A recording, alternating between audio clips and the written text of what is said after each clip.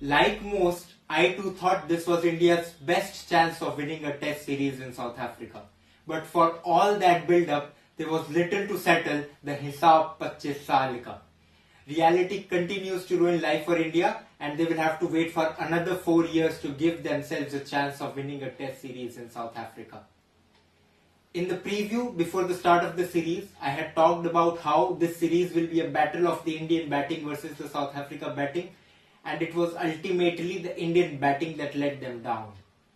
India tried all possible batsmen during the course of the series, and it worked out too little too late at the end of the third test match. Mind wanders as to what could have happened if Indian batsmen had showed the same courage that they did in the third test match.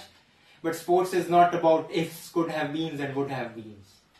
It is fair to say that India were in the game for the better part of the first two test matches, but they did not seize, sometimes even identify the critical moments.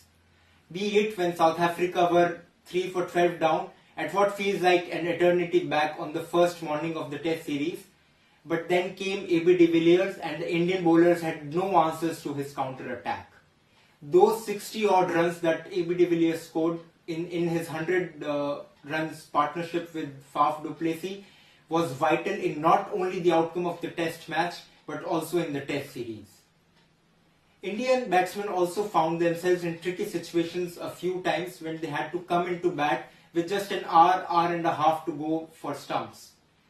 First of those instances was again on the first day of the test series when they had to come into bat after bowling out South Africa, and again in the second innings of the second test match when they were chasing the target. Both those times India lost 3 top order batsmen and there was a complete shift of momentum to South Africa after that. Indian fielding was very ordinary. They picked up some very good catches, but they came at cost of more than a dozen dropped catches at least, and they also missed a lot of run-out chances as well. But India will move into the ODI series with a bitter yet a sweet feeling, having won the third test match, and that win will go down as one of the best in the history of Indian overseas test wins. The biggest plus, however, was India now has a pool of fast bowlers who can pick up 20 wickets regularly overseas. For far too long in the past, Indian bowlers will pick the first 4-5 wickets but then would not have the arsenal and the depth to bundle out the opposition. There were a few individual players who grew during the course of this test series. First of them was the Virat Kohli, the test batsman.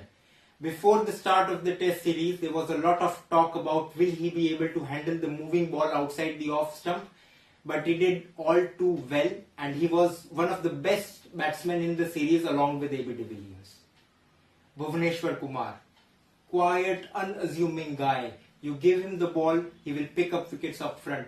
You give him the bat, he will score critical, sometimes match-winning runs lower down the order like he did in the third test match. Around 100 runs and 10 wickets in 2 test matches. I'll be very surprised if it doesn't go on to become one of India's best bowling all-rounders. Before the start of the test series, if I had told that it will not be Bhuvneshwar Kumar, not Ishant Sharma, but Jasprit Bumrah who will play all the 3 test matches, who would have believed it? But by the end of the third test match, it felt as if Bumrah was already playing in his 25th or 30th test match. I expect Bumrah to go on to become a first-hand pick in the Indian bowling lineup as he grows on to become a test cricketer. Another fascinating test series, and all those who bemoan the fate of test cricket should have watched the test series. Test cricket is here to stay as long as there is context and it is fought between 2 equally competitive sides.